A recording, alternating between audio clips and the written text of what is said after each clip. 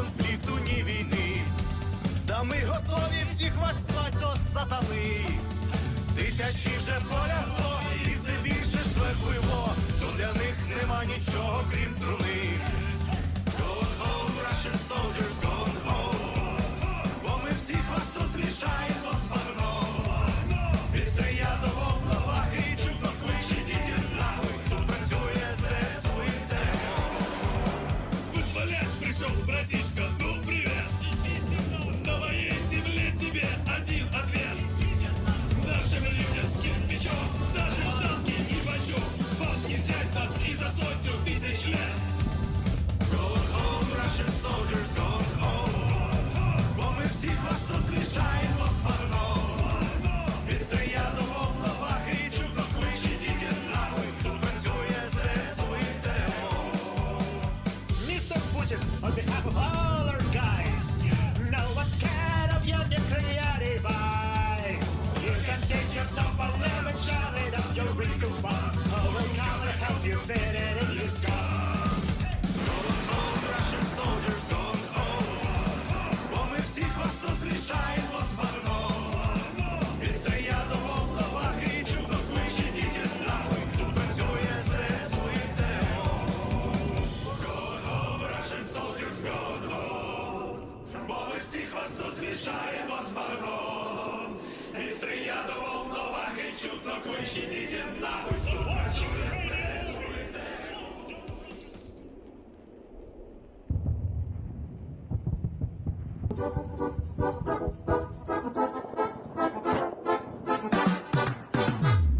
Прийшли окупанти до нас в Україну, форма новенька, воєнні машини, та трохи поплавився їх інвентар.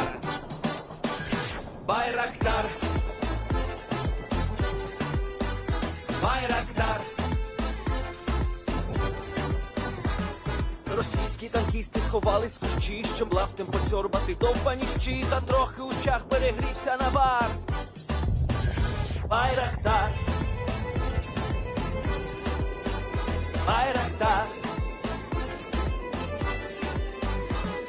Приперли зі сходу до нас барани для восстановлення великой страны. Найкращий пастух баранячих отар. Байрактар, Байрактар. Хто воде всяке озброєння різне, потужні ракети, машини залізні, у нас на всі доводи є коментар. Байрактар, Байрактар. Вони захопити хотіли нас зразу, а ми зачаїли на орків образу з російських бандитів. Робить примар. Байрактар, Байрактар. Російська поліція справи заводить, там вбивцю рашистів ніяк не знаходить. Хто винен, що в нашому полі глухар? Байрактар, Байрактар.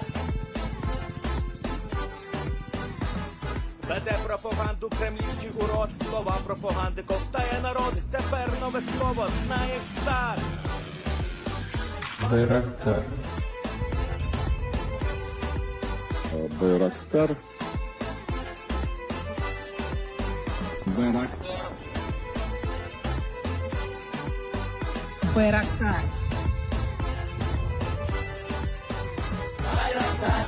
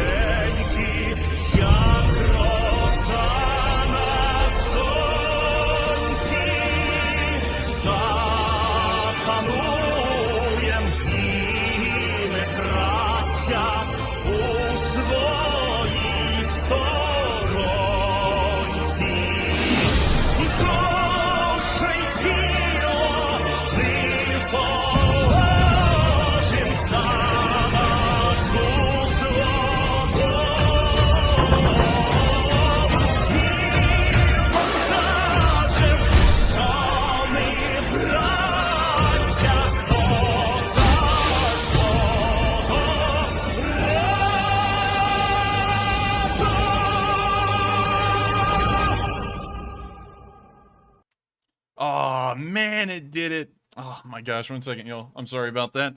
But welcome, everyone, to tonight's Day 121 news stream, where we're going to cover the past 24 hours of the war in Ukraine. Stay with me, like the song is, you know, stay with me, while I try and pull up the map. For some reason, every once in a while, when I click the buttons, it just decides I'm not going to pull up the map, and it just shuts the thing down. So give me just a second. We're actually going to throw up a little screen here. Well, yeah, we'll throw this up again just for a second so I can do some stuff in the background. Sorry about that, y'all, all once again. Unfortunately, we are having some technical difficulty tonight, and it looks like the map is not wanting to pull up. Give me just a second, everyone. We are having major issues tonight. Don't know why it does this every once in a while, but hopefully it will pull up the map here soon. And while the Enforcer works on that, good evening, everybody. It's Enforcer Matt over here on the other end, as usual. It's good that you're joining us on day 121 of the news.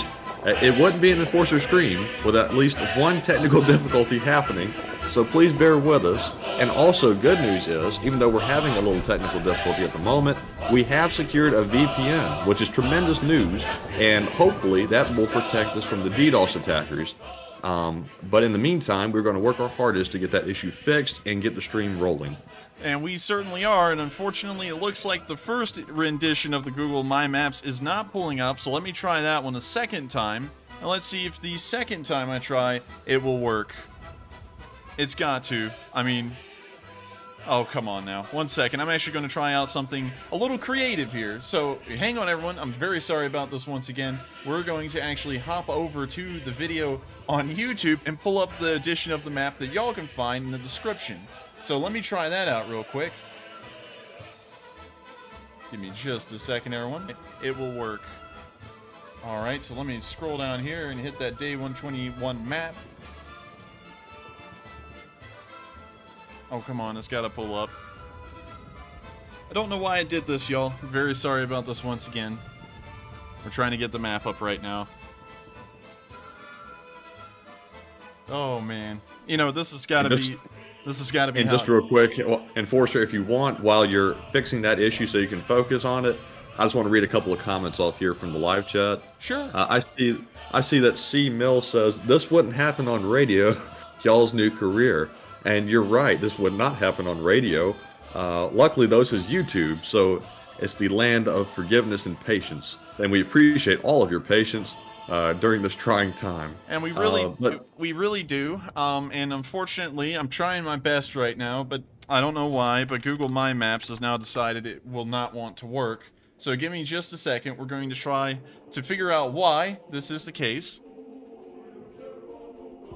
Oh my lord. You know, it's just, we actually surprisingly fixed the DDoS issue so far, it seems. We've gotten the VPN today, so hopefully that's going to help us out. But I don't know if that's the reason why the maps aren't pulling up anymore is because of the VPN. So please, everyone, just hang with us. I'm sorry about this once again. But we are, of course. And Enforcer, that is a good point. I saw one viewer just a moment ago say, Enforcer, it's probably the VPN blocking it. And it could be. I don't know why it would be, but that's the only thing that's changed at the moment. Since we have a waiting screen up, I'm actually going to pop the VPN off and then turn it back on. Hopefully, I don't know if that's going to do something to the stream. We'll have to find out. So if it goes off, just know it was us turning the VPN off and trying to get the maps back up. So give us just a second, and we're going to see line. Oh, wait a minute. No, it didn't. It doesn't look like that.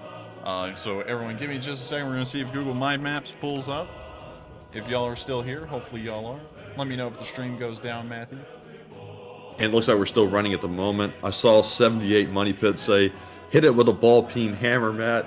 And yes, we might be coming around to actually having to try that. All right. Next. And just hit it with a hammer. And great news, everyone. When we put down the firewall, the map pulled back up. So let me throw the little VPN back on. Whole times at this point, but this is not how our streams normally begin. So with that, let's try this one more time and let's see if the map will actually pull up. And if it does, good news for us. So with that, the moment of truth. All right, so it should have pulled up. I think it may have. Nope, it didn't. Hang on, let me try that one more time. And now close the map again. Well, I honestly am going to have to say we're going to have to throw this little card up again, and it looks like I'm going to have to shut down the VPN for the night and just run the stream without it because apparently it's not going to let the maps work. So give me just a second. I'm very sorry about this again, everyone. If we can run the stream without getting DDoSed in the meantime. So let me get the map back up. Now, this is something I didn't expect. We actually expected for the VPN to not allow us to run a stream. We didn't expect it to not allow us to, you know, show the map. So this is something new to us, and we'll have to see about trying to figure out something to fix that in the meantime. But with that, let's see if we can put up the map this time. All right, that should have worked, and it did. So with that, welcome, everyone, finally, to the stream. It looks like 3,000 people just watched us fumble around until this thing could get started. And, of course, we're not going to go through the intro again. We've already done that about 7 minutes ago. And so, let's go through tonight's schedule. And the map is having some glitches itself, but we'll hopefully have that sorted out later on. We're going to start off today within Russia. We've actually gotten a load of news within Russia, and a lot of it is incredibly good. Large amounts of sabotage attacks, and also a major plane crash, which we will be covering. Also, tonight's thumbnail is specifically about one specific event that occurred in the Severodonetsk area. We finally saw it. The M142s have arrived in Ukraine and are being used on the front lines. Incredible news for Ukraine, and we'll of course cover that here in a little bit. But before we get there, we're actually going to cover our location unknowns, which we have a smaller amount of tonight. Once we cover the location unknowns as well as the Russia news, we will then take a pause while we move to the Kharkiv area to answer 3 questions from the chat. After we answer those 3 questions, we'll then move on through the Kharkiv area and also the northern Donbass and cover the news there. After we cover the news in the northern Donbass, we'll start moving to the southern front and also the Kherson area. But before we get there, once again, we'll be answering another 3 questions from the chat. We'll then cover all of the news in the Kherson region, then all of our international news, which is actually only 1 bit, and then we will return to Kyiv to cover the speech from President Zelensky, which will round out our news segment for the night, and then we will be answering questions for the rest of the night. Just want y'all to know in advance, I have cut down the amount of news we put in the stream a little bit. To be entirely honest with everyone, Matthew and me are exhausted, especially me. I've been working 60 hours a week. Matthew's been working an incredibly long amount of hours as well, trying to run this stream, and it's slowly started to wear us down a little bit, and so we're going to start trying to cut these streams back to a shorter amount of time, both in the news and the question segments, so that way we can actually get some sleep and survive. So I hope you all understand, and I thank you all once again for your support and understanding where we're coming from almost every single time, and I hope that this is another moment that y'all can understand understand where we're coming from, because while I do want to act like I'm an Iron Man who can keep on doing everything in the world and never stop, I am getting a little tired. So just wanted to let y'all know that the stream will be a little shorter tonight, and most likely will end around 11:30 to 12 instead of, well, really around 12:30 to 1 Eastern time instead of 1:30 to 2 Eastern time. And so with that, we're going to start off with the news inside of Russia, where we've gotten some massive news today, 2 bits of big news. We've actually heard that the Russians, according to their figures, have wiped out the entire Ukrainian military today. That's right. You didn't hear me wrong, and you didn't hear the Russians wrong either. They have uploaded a group of statistics today saying that they have destroyed thousands of Ukrainian vehicles over the course of one day. Here is that casualty statistic right here in black and white, showing the amount of destroyed Ukrainian vehicles, and you can see here that both of them are in the thousands. I gotta tell y'all, it's crazy. This actually says, let me see if I can actually read that here. This little red highlight area says, Orodin Poleboy. This one says machine, so that means like vehicles, and that means per day. And they're saying that they killed this probably saying, it says artillery minometov. I don't know what that says, but we do know it says artillery, and so they're destroying, according to them, thousands of Ukrainian artillery pieces per day, which is absolutely insane, because that's impossible. You can't destroy thousands of Ukrainian artillery pieces because they don't have thousands of Ukrainian artillery pieces. They only have a few hundred. They don't even... Anyways, you get the picture. It's insane. And the Russians, of course, are peddling propaganda. And while I do show some Russian videos on here, these videos are heavily vetted by me, and on top of that, if they do seem to be fake, I usually just use them as a good laughing stock video for everyone to get a good laugh at. This is something here that I would never quote. This is obviously untrue. They just don't have this much equipment for it to even be a considerable amount of losses. And that's why whenever I have bots or, I guess, uninformed people come through and say, why don't you compare it to the Russian statistics? If I did, I would be stuck saying that the Ukrainians have lost thousands of artillery pieces they don't even have. And so with that, we're now going to move on to our next bit of news within Moscow, which is a little bit concerning to me. We've heard that in the southern and western military districts of Russia, mobilization appears to be beginning, according to this letter here, written in Russian, and we actually do have a translation down here in the Reddit comments, which is one of the first times that I'll scroll down here. We can see here in the translation, the Commissariat of the Republic of Kalmykia, which is a oblast in Russia, Ministry of Internal Affairs, blah, blah, blah, Main Directorate of the Ministry of Emergency Situations, Republic of Kazakhstan, began to carry out mobilization activities in accordance with a plan for the mobilization of human and transport resources on the territory of the Republic of Kalmykia. Sincerely, Military Commissar of the Republic of Kalmykia, Lieutenant Colonel, probably a Zarangov administration of the head of Republic of Kalmykia. And so this is a little bit concerning because it now seems that the Russians are going to start trying to mobilize large amounts of conscripts and maybe try and fill in the gaps of manpower that they've lost so far, and just try and keep the Russian military at a steady size, or they're going to take the conscripts they currently have and throw them into the front lines and use these new mobilized troops to fill in the places that they'll be leaving. I'm not really sure what the direction is that is going here, but it is still a little bit alarming considering that is what a lot of people have been fearing the Russians may do, which is declare a general mobilization of their own. And while the Ukrainians have been faring incredibly well so far, if hundreds of thousands of soldiers are thrown at the Ukrainians, regardless of how poorly organized and poorly trained they are, the human waves can usually just overrun the enemy. If you make them run out of bullets and you still have some men left, you're going to start winning. And so hopefully the Ukrainians can end this war. Hopefully this war ends before that mobilization actually comes into effect, which will be a few months into the future. And with that, that's really all there is to say. With that, we're now going to move down to the town of Ryazan, or Ryazan, however you'd like to pronounce that, where we've seen a sweet little sight today. Now, the Russians have a decent amount of IL-76 transport aircraft, and just for y'all to know before we watch this video, an IL-76, I would say, is the Russian equivalent of the C-17 Globemaster here in the United States. It is the go-to, I guess you could say, heavy transport aircraft of the Russian Air Force, and this one here in this picture, surprisingly, is Ukrainian. So, pretty odd coincidence there, but still, the Russians also use these to a massive degree, and have around 80 of them, I believe. Today we saw them lose another one. They've actually lost several of these during the war, and they've now lost another, as an IL-76 has decided to land in the middle of the city of Ryazan, and it looks like 4 dead and 5 injured was the total of this rough landing. And so, here's the video. You see right there in the distance, you can hardly see it amongst the skyline, but that little burning fireball that just slid into frame there is the IL-76 that has just crashed into the middle of the city. Now the black plume is billowing out of the wreck as the gas and oil catches on fire from it.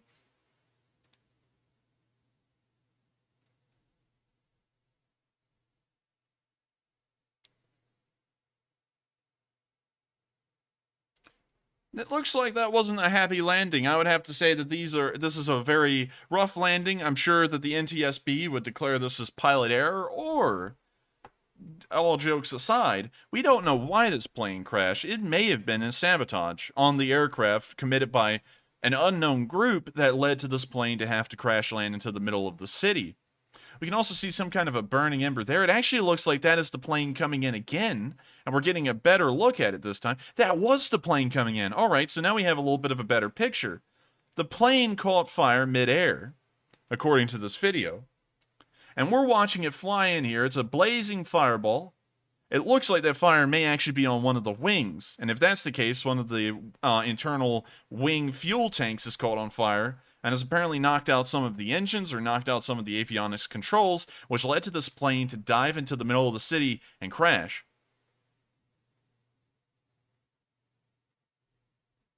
And now we're watching it replay again, the fireball and the whole entire scenario surrounding that. But we didn't see the very beginning there when the video first started playing of the fireball flying into the city. And so apparently it had already caught on fire and something had gone seriously wrong with the plane before it was able to even try and land. So very interesting. I hope that we can get some more information on this. We most likely won't. I'm going to have to put everyone's hopes down there. This happened in Russia, and the Russians are most likely going to try and say that this didn't even happen, or that it was a Ukrainian IL-76, or the President of the United States was on board and they shot down Air Force One over Ryazan. They're going to try and say something that will negate this occurrence, or they'll try and deny it outright altogether. But it's a very interesting film, and I wonder what exactly led to that plane having such a critical problem that it caught fire midair and then crashed. We also have a second film from the area showing the wreckage of the IL-76 in the middle of the city and the massive trench it appears to have dug along the length of the park that it apparently crashed into. And so here's the video.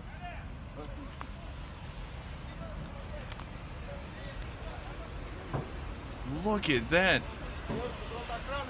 That thing dug a trench through the middle of this area. Now, that's something I didn't expect, but look how deep it is. It's like 20 or 30 feet deep. We can see part of the tail section of the aircraft there.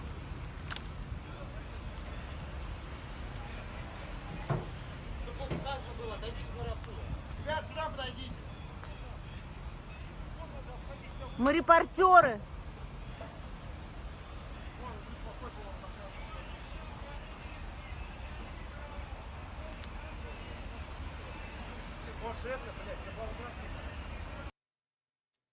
So, interesting little video there. We didn't get to see a lot of the crash site, but the little bit we saw was giving us a picture that this plane did not have a happy landing like we saw in the other video. And so, that is one of the first times we've gotten any video evidence of an IL-76 crashing during the entirety of this war. We have seen the wreckage of several, but we've never actually seen one in the process of crashing and the immediate aftermath of it like we saw in this one. And of course, it was luckily a Russian IL-76.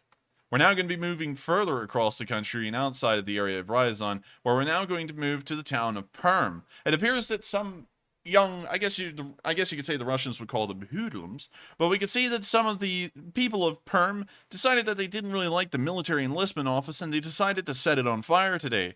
Here's a video of them throwing Molotovs into the windows of the building. We can see here this young Russian getting ready to throw the Molotov. And now, he's going to toss it in the window. We can now see them getting the next one ready.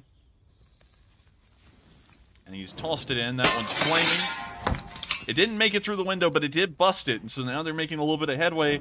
And now it's almost went through the window, very close hit, and now it's burning on this window sill. We know that an unburned Molotov did make it in. He's now slammed another one into the window. They're catching the grass and everything on fire. But that military administration, that military recruitment center, more like, will most likely be burning down incredibly soon. A nice little cinder to add on to the Russian partisan activity list. We don't see a lot of this kind of stuff, and when we do, it's pretty good. We're now going to move out of Perm, and we're going to move even further east across Russia into an area that a lot of people don't know about, which is the Lake Baikal area. This is one of the few population centers that exist within eastern Russia. Eastern Russia is largely uninhabited and has a very small population compared to western Russia, which is across the Ural Mountains, which are somewhere around right here, which is this area. But over here, there's very few people, and because of that, they have much less of everything, much less infrastructure, much less power plants, and the lot. And today we saw that one of the largest power plants that lies east of the Ural Mountains in Russia has apparently had massive explosions in it today, leading to it having an emergency shutdown and going off the grid, leaving, as far as we know, a decent amount of eastern Russia without power. Here's the video of that power plant right outside of it as it's enduring these unknown explosions.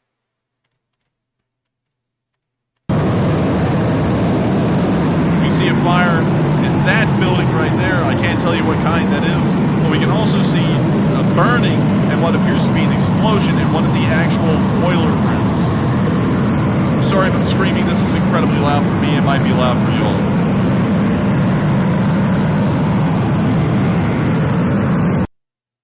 But oh boy howdy, I don't know how that happened. You know, wink wink, nudge nudge. But it looks like the Ukrainian, well, not the Ukrainian, the pro-Ukrainian partisans within Russia, regardless of who they are starting to up their, I guess you could say, scope and scale, as knocking out this power plant is something that no one really expected and no one saw coming. And it was incredibly loud. I see a lot of people saying that. And I don't know what that sound is. It may be the sound of one of the turbines within one of the, I guess you could say, turbine halls having a major issue, since it does look like an explosion most likely occurred on the boiler or on a turbine. But this power plant has now been put out of action entirely, and it has cut off a decent amount of eastern Russia from power.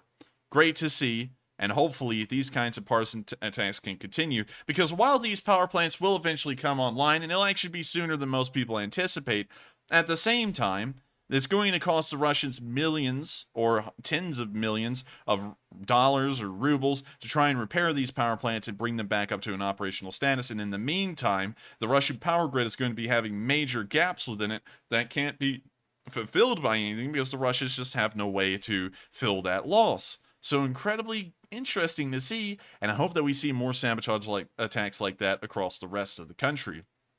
With that, we're now going to go back into Ukraine, starting off on a high note tonight within Russia, and now we're going to cover our location unknown news within Ukraine itself, which is also pretty decent today. Starting off, we've seen a short little video from the 6 border guards. Unfortunately, I can't play the audio, but I can show you all the video, and it looks like they're having a pretty fun time. Here we can see the first guy, who looks incredibly excited. He's now rallying up his group and having a little bit of a pep talk, I suppose. They're now firing off RPGs, preparing machine guns. We can see a guy shooting out of a window. Once again, shouldering the rifle, which is perfect soldiering, unlike the Chechens. We can also see this guy here firing his rifle. More guys firing their rifles. Pretty much just a montage of them shooting into the distance. And now you can see a man using a drone. Of course, a DJI, the most commonly used drone by both sides. And it looks like they're taking a look at some Russians and dropping some mortar rounds on them just to say hello. That's the end of the video, but it's great to see that the 6 border guards are making sure that these Russians are going to be asked for their papers, or politely requested, maybe a little bit forcefully with a mortar shell, to leave.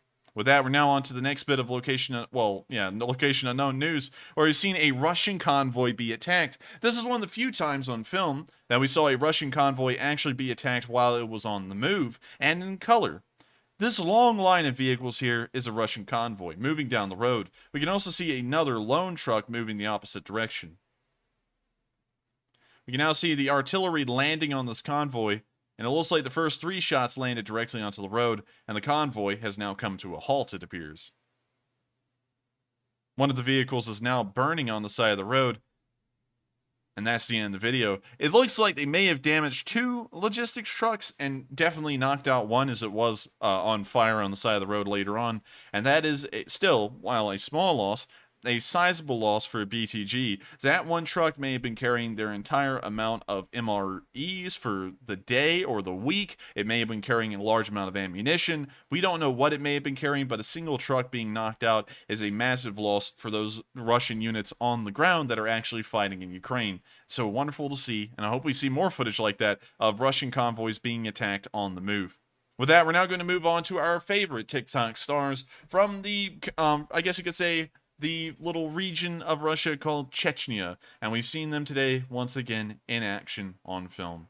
Can't play the music, it's some kind of weird stuff, but I'm sure it's copyrighted.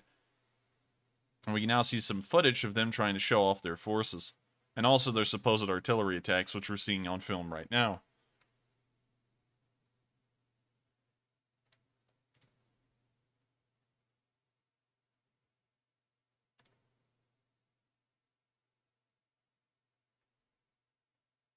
We're seeing more artillery attacks. We're now seeing, I don't know if those are Chechens or Ukrainians, carting off a wounded man. Now, I'm going to say this. I'm highly skeptical right there that that was actually Russian film. We've never seen them use bomblets that are so perfectly made as this one in this video. Let's see if we can show it again. That bomblet right there looks like something that the Ukrainians would have made, but it may be a Russian bomblet. Maybe they have a few of those and they 3D print some, but definitely not all of them. We rarely see anything like that.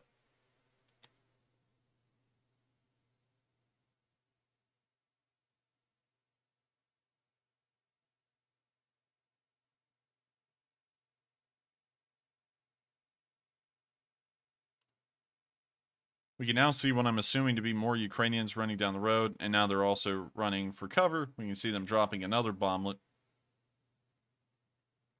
And now we can see a Russian tank. We can see a Z marked onto the front plate. More artillery. Really, this is a nonsensical video. We don't even know where they are and what they're doing. There's no description, really. All we're seeing is a montage of artillery rounds being fired and people walking on the ground, and they're not even telling us who's who.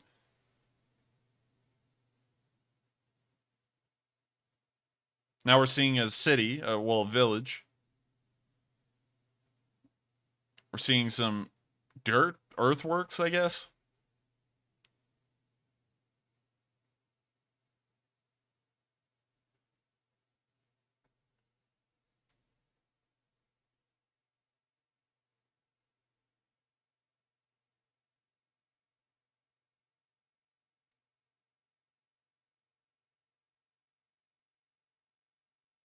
We now see them looking down a trench. If that's a Ukrainian trench, that's much cleaner than a Russian one. We now see an abandoned bike. Not really a lot of footage of the Chechens in the video, I'd say, for it to be a supposed Chechen video. And we can see that here by the Kadyrov 95 little watermark up there in the top left corner.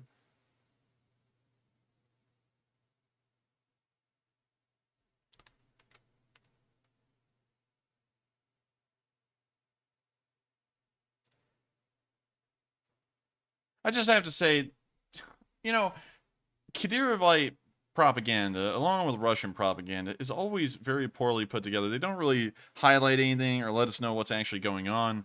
They just wander around and they just show nothingness, or they show them firing at nothing. It's very pitiful. Someone ought to tell them how to actually make a good film that describes what's going on, but then again, if they did that, we'd figure out they're doing nothing.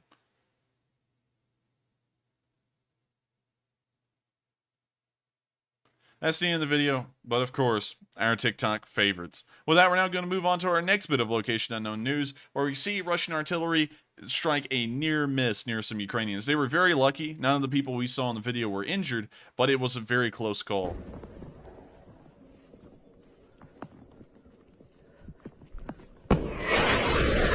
Shell lands right in front of them. They fall to the ground.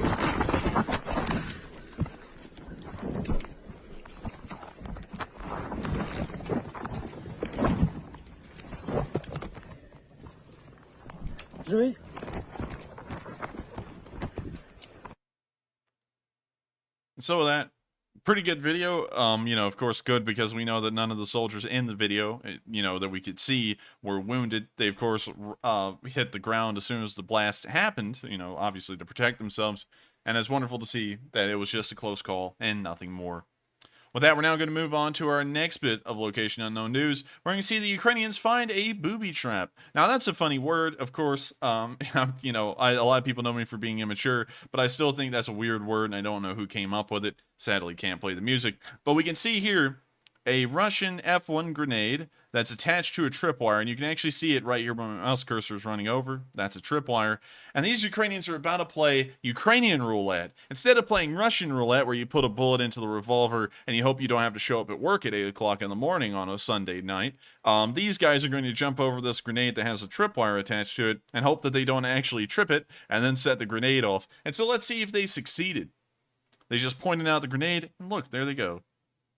And it looks like they were able to win the game, and now they are dancing in victory. It's wonderful to know that they will continue to survive the war, and with that kind of mindset, being kind of foolhardy in a way, I think they'll be doing okay. And I think these may be some of the bravest soldiers that we've seen in the Ukrainian army to actually play with death literally. So with that, we're now going to be moving on to our next bit of Location Unknown news, where we can then see how the Russian vehicles are being put back into service. According to this video, of course, courtesy of Radio Free Europe, we can actually see how Ukrainians can take some damaged Russian vehicles and even press those back into service. And so, here's the video.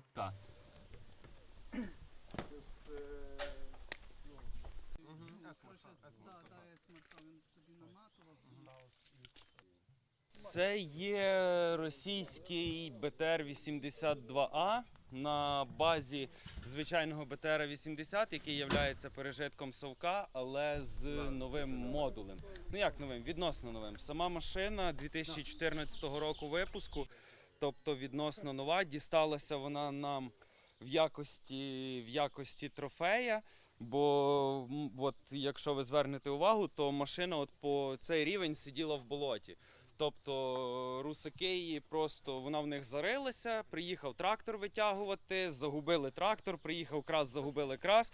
І там от спереду, пройдемте зі мною, от наслідки того, як дурні русаки витягували цю машину. От, вухо відірвали. Відірвали вухо, коли витягували. Дісталася вона нам в такому стані, як зараз, єдине, що не їздила. Бо русаки, щоб, ну, типу, по старій схемі, і сам не гам, і другому не дам, кинули гранату на місце механіка-водія, і воно там просто поперебивало трубки гідравлічні, то все 50-те, і машина була небоєздатна. Але через 2 місяці я і мій механік-водій, Серега, ми її поставили на впевнений бойовий хід, і вона зараз їздить, стріляє і захищає наші землі. Як доказ того, що це російська техніка, то тут на раціях ще навіть позберігалися пломби. Ну от, дана пломба, тут на ній написано ФСБ Росії. От. Тикан. Осколками побитий. От тут ще також сліди від осколків. От сліди від осколків. Це від тої гранати, яку руські кинули на місце механіка-водія. Та це, я ж кажу, це пережиток Совка. Просто модуль. Ми виїжджали стріляти, то на відстані 1,5 кілометра ти от дивишся, і воно куди прицілився, туди і полетіло. Ну все. Гармата дуже точна. Принцип, оце, так як стоять у нас 2А-42 на машинах БМП-2, то там сама гармата, вона жорстко зафіксована, і коли стріляєш, то вся машина дергається і точність стрільби падає. А тут ствол сам відкатується взад-вперед, і точність виростає, але страждає скорострільність.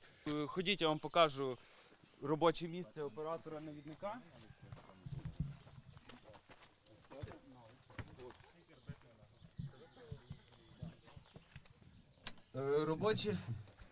Робоче місце оператора-навідника. Тобто тут стоїть сам пульт управління стабілізатором, так як ця машина є. Гармата є стабілізована в 2 плоскостях, тобто вертикаль і горизонталь. І за допомогою цього пульта, включи цей, запусти дізеля. І закрий люки. Зараз я вам покажу, як воно працює. Зараз 2 секунди розкрутяться гіротахометри, щоб можна було, щоб я вам міг показати, як працює сам стабілізатор. От. Засвітилися. От.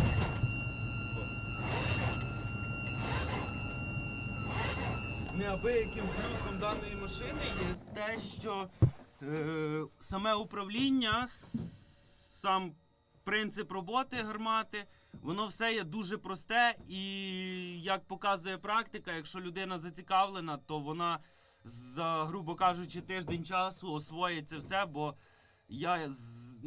я за фахом не є навідник, але, як то кажуть, війна на дворі і біда навчить, і прийшлося навчатися дуже і дуже швидко. And that's the end of the video. Of course, courtesy to Radio Free Europe, who made that video and showed us this wonderful Ukrainian soldier telling us how he was able to get this tank back up and running. And what a video. I didn't actually know that they took some of the damaged Russian vehicles like this BTR and actually got them back up into running order as well. But it looks like the Ukrainians go through every single effort possible to try and replenish their numbers with the enemy's numbers. And so with that, an incredible video, pretty much speaks for itself, and so we're now going to move on to our last bit of location unknown news, where we can see that the Ukrainians took some prisoners today in an unknown location. And here's the video. It's actually a sizable amount, and we'll try and count them as the video goes on.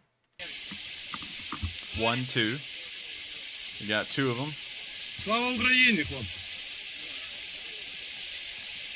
And they pass on by. Well, you see that some kind of a vehicle was detracked as its track is sitting there on the ground.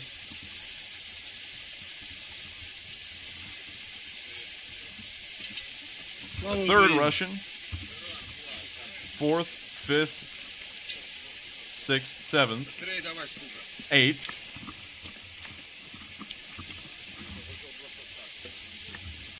In this video alone, there were 8 Russian prisoners that we could confirm were captured on film. That is a sizable amount from a single area. I would say that's about in U.S. terms, almost a whole entire squad, give or take about 2 people, and that is really impressive that they were able to capture 8 Russians intact. They're mostly going to be put in some kind of a prison until they can be exchanged for Ukrainians that may have been captured during the war, or for the Azov Battalion, which is still mostly in prisoner of war camps within the DPR. So very interesting to see, and hopefully a prisoner exchange will be conducted soon to get some of those Ukrainians back.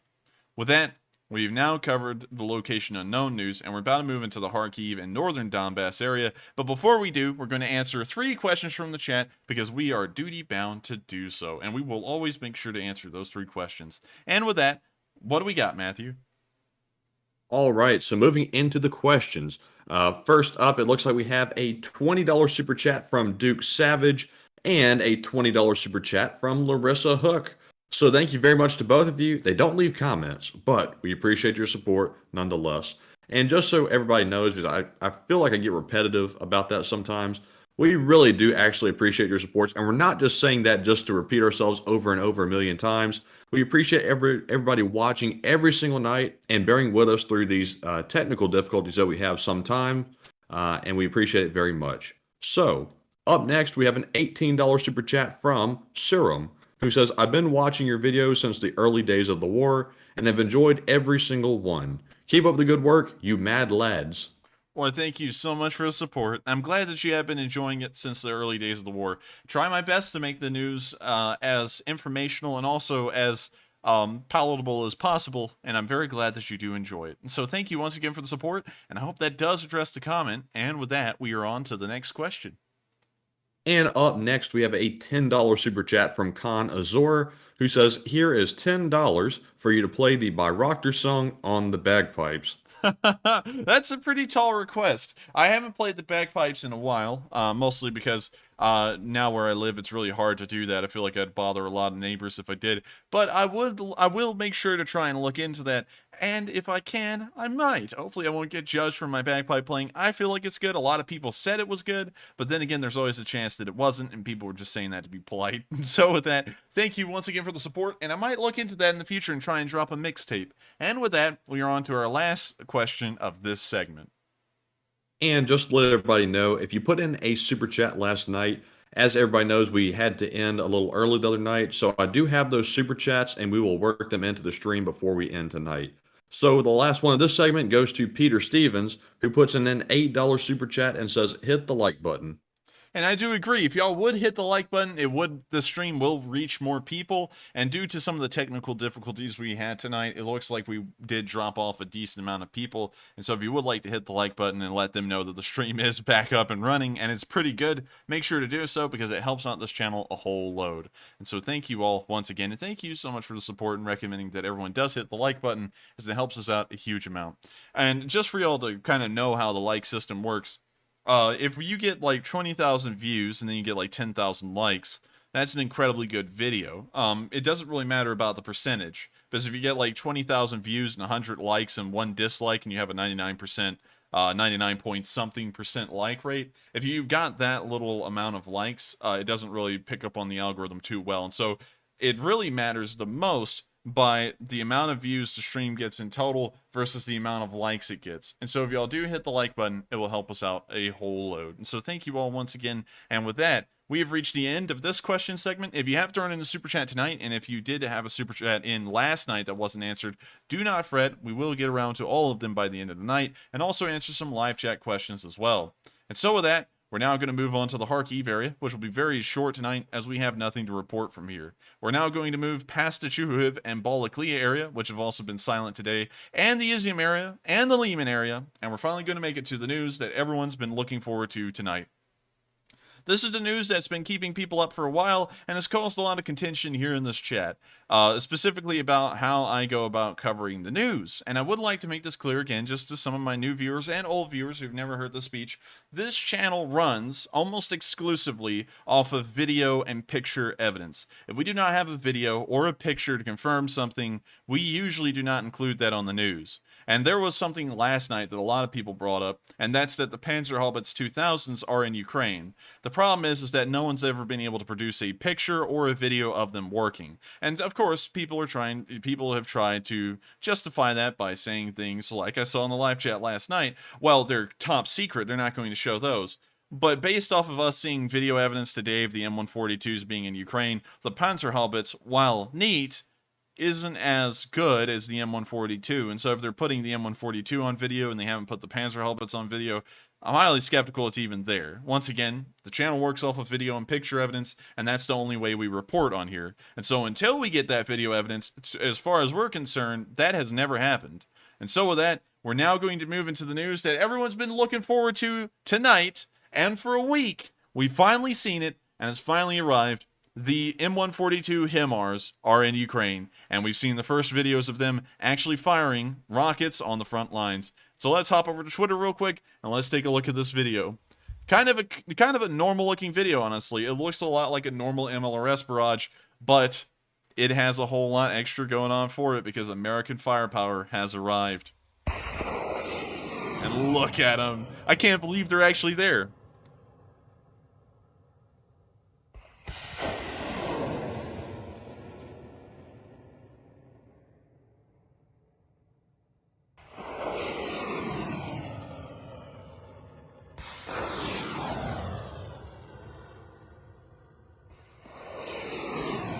It's a bit of a slow firing process compared to other vehicles.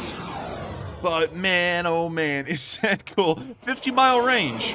This is actually one of the longest hitting MLRSs that is currently in Ukraine, and probably the best by far in terms of its accuracy and its abilities. And it is incredible to actually see these things working.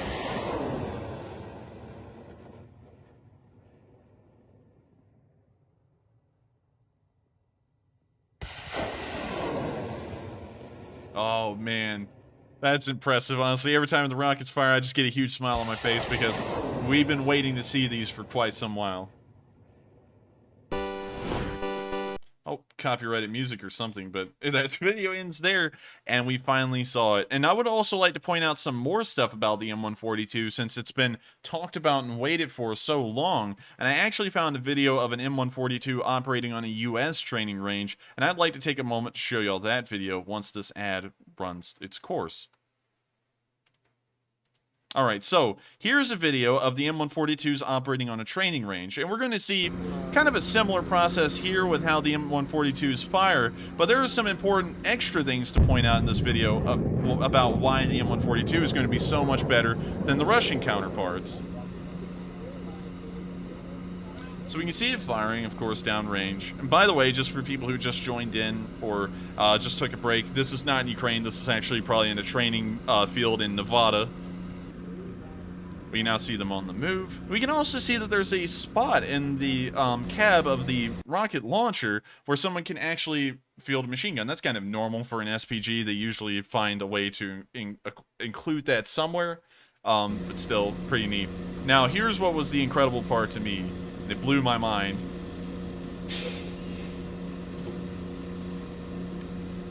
Oh my god, it's got a crane, and the rockets themselves are modular.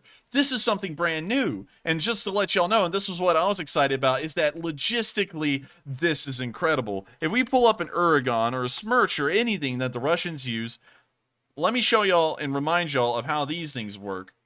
This MLRS launcher back here is a set piece. Each one of these tubes is an actual tube. And so you have to pull up an additional vehicle that has all of the rockets on it and another truck with a crane on it to load those tubes individually. And that takes time. The M142 has removed that process almost altogether by making the actual rockets themselves a modular unit where all of the rockets are put into one box and then lifted by a crane that is equipped onto the M142 into the launcher, and then it can be fired. This is a massive improvement over the older Soviet versions of the MLRS system, because this means that the ease of reloading these vehicles and the logistical strain that's going to be causing is almost going to be negligible. Well, actually non-existent compared to these Uragans and what people have been having to go through to try and reload those. And so in that aspect alone, you can see in this video that that's going to be a massive improvement just on that side alone.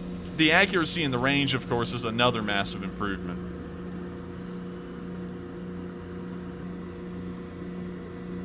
And now we can see it firing again. Kind of the stuff that we saw in Ukraine. And I think these may be some of its shorter range rockets that fire around 7 or 8 miles or so. They do have some rockets that are incredibly short range, because there's no way that that's 50 miles from there to that mountain.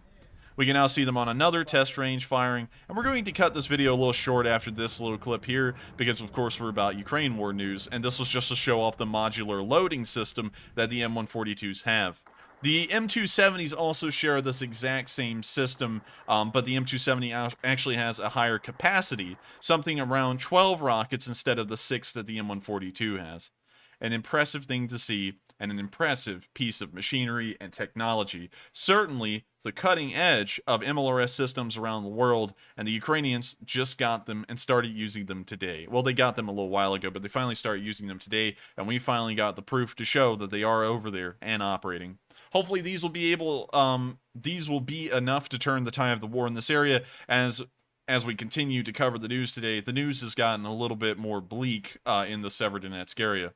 Starting off in the city of Severodonetsk itself, we have seen fighting continuing in the area of the city. This is, of course, from the Ukrainian perspective. And this is a somewhat lengthy video. We can see the soldier here hunkering down.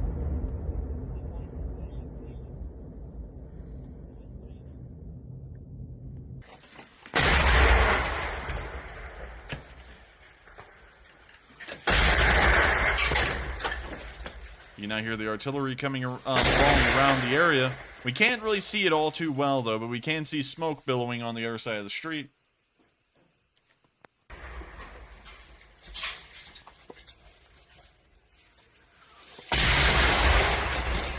The artillery fire is still coming in. This Ukrainian's had enough of it. He's just going to walk off. He looked kind of bored with the whole thing. He was like, eh.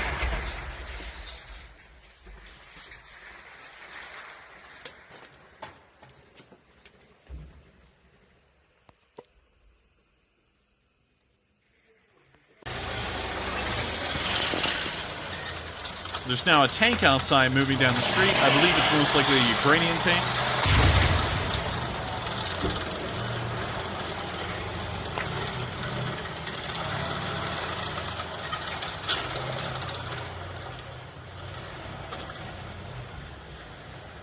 Now it's moved out of sight. It's now firing at the Russians, I'm assuming. We can't really see the tank too well right now.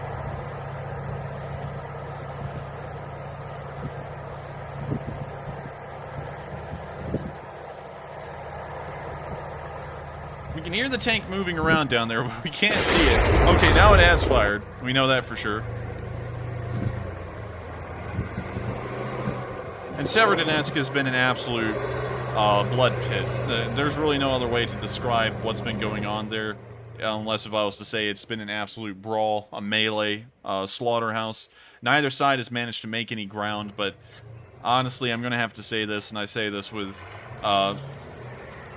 very heavy conscience. I believe the Ukrainians will be withdrawing from the city here within a few days. And I'll explain why here in a minute when we look at the big picture of what's going on around the surrounding front lines. We now see the Ukrainian tank leaving.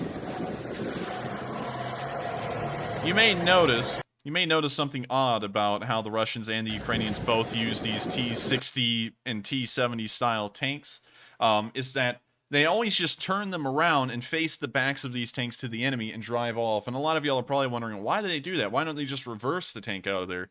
Well, the reason is that most Russian tanks, well, Soviet tanks, weren't designed with a lot of reverse gears. And so they usually only have one, and they can usually only back up at around 4 to 5 miles per hour, which is snail pace for a modern tank. So usually it's a lot quicker to literally just turn the tank around and start driving off from the area, because you will get out of there quicker. And that may be the better thing to do, considering that most anti-tank weapons these days appear to slice straight through Soviet-era main battle tanks like butter.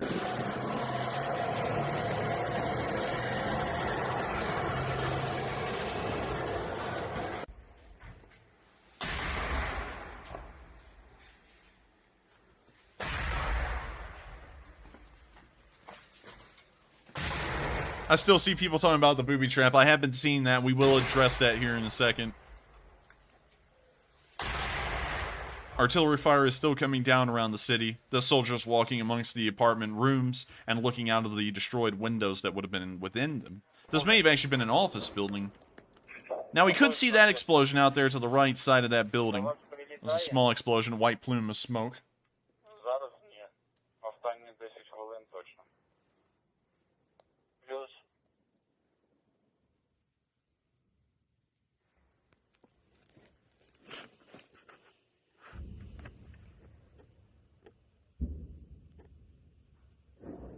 Also, Archangel said that he didn't see any Ukrainian markings on that tank. The Ukrainians aren't marking their vehicles like the Russians. They don't always paint a giant Ukrainian flag on them or anything. Sometimes they have no markings, but that's how you know they're Ukrainian, because if it was a Russian vehicle, it'd have an O or a V or a Z. Artillery fire is still falling around the city, but it appears that this man here in the video is in a somewhat quieter area, as he's not directly involved in a firefight, and he's just kind of hearing the sounds of war all around him.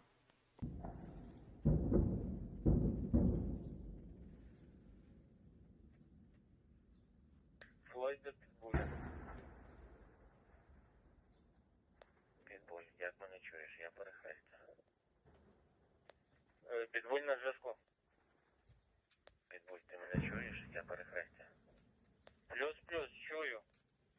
Все, плюс, я повернувся вниз, зв'язок проходить. Плюс.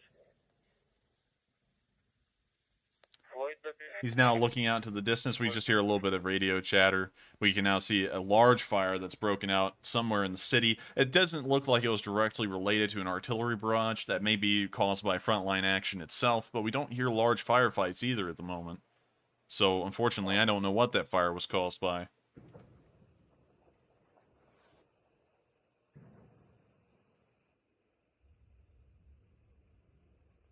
I see a lot of people also talking about the rocket that boomeranged back into the surface-to-air missile launcher. We do have that on the Enforcer short clips, and we are also going to cover a different perspective of that exact same incident tonight.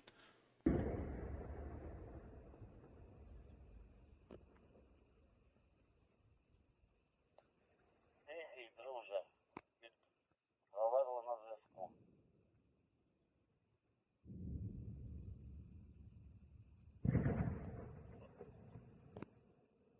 The fire is now getting out of control.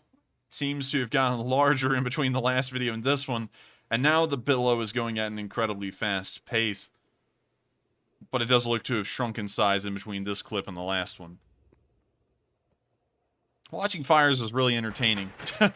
Might be an arsonist, I don't know. So we can now see him looking out the other side of the building, and we can hear a small firefight in the distance. Incredibly small. But it is breaking the silence a little. Sounds like it's starting to pick up now. It's definitely picking up now. It looks like a Russian and Ukrainian squad just ran into each other, most likely, and are starting to dish it out to each other.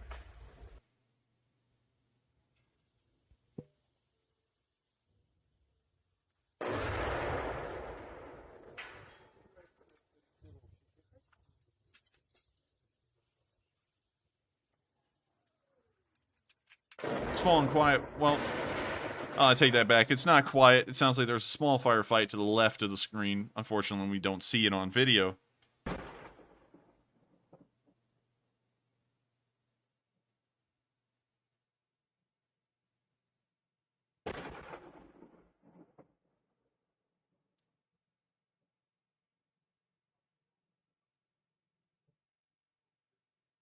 Just looking out of an abandoned room with a window. We can hear the explosions to the left of the screen. Sounds like there's a small firefight going on in that direction.